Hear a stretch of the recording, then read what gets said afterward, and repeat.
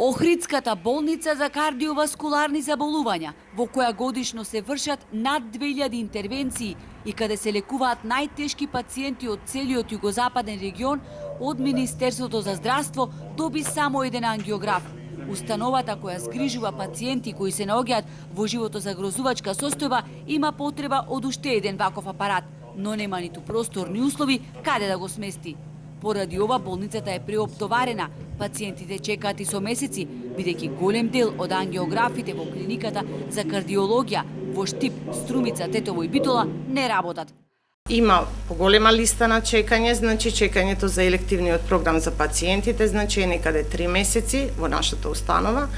Посебно, значи, сега во периодов, пошто не работи ангиографот, се монтира новиот ангиограф, имаме зголемување на листата на пациенти за чекање.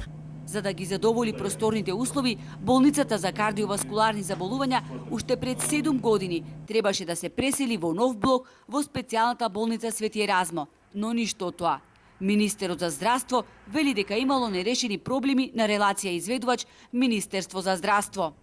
Тука имаше некој мал застој, кој што за жал трае со години.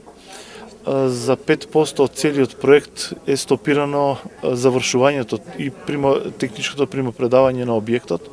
И додека министерот уверува дека на почетокот од идната година пациентите со срцеви заболувања ќе се сместат во новиот болнички блок во Свети Еразмо, раководството на болницата за кардиоваскуларни заболувања со донации од поединци и општествено одговорни компании ја промени дограмата на поголемиот дел од објектот, реновирајќи го одделот за интензивно лекување и салата за интервентна кардиологија, каде во 4-децениското постоење дури и тоалетите биле за реновирање.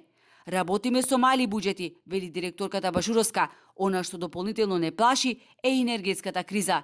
Имаме повисоки сметки за струја, секако дека не плашат понатамошните збиднувања со оваа енергетска криза која ќе удри по здравствениот систем кој што е многу осетлив.